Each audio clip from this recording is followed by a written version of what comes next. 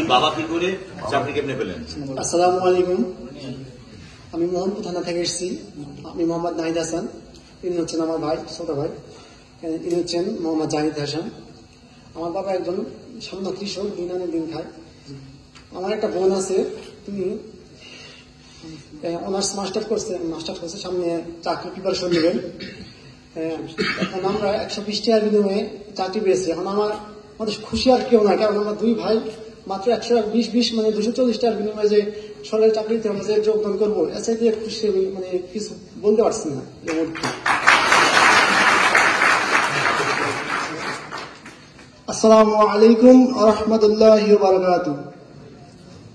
আমি মোহাম্মদ জাহিদ হাসান, মোহনপুর থানা থেকে এসেছি।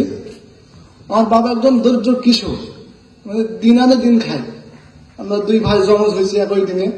আর একটা বড় বোন আছে। আমার বাবা যতদূর সম্ভব লেখাপড়া তাকে চালিয়ে দিয়েছে। এখন আমরা 240 টাকা বিনিময়ে আমরা ইনশাআল্লাহ নিজের যোগ্যতা অনুযায়ী চাকরিটা পেয়েছি। এখন নিজের মৌখিক ভাষাটা প্রকাশ করতে পারছি না আপনাদের মাঝে, কি যে আনন্দ হচ্ছে। আসসালামু আলাইকুম ওয়া রাহমাতুল্লাহি ওয়া বারাকাতুহু। স্যারদেরকে অনেক ধন্যবাদ আমাদের চাকরিটা দেওয়ার জন্য। আসসালামু আলাইকুম।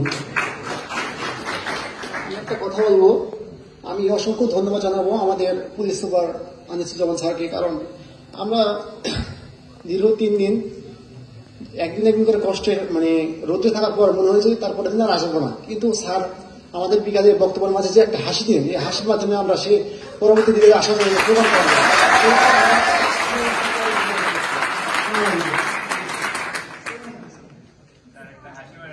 হ্যাঁ, অসংখ্য ধন্যবাদ। হাসি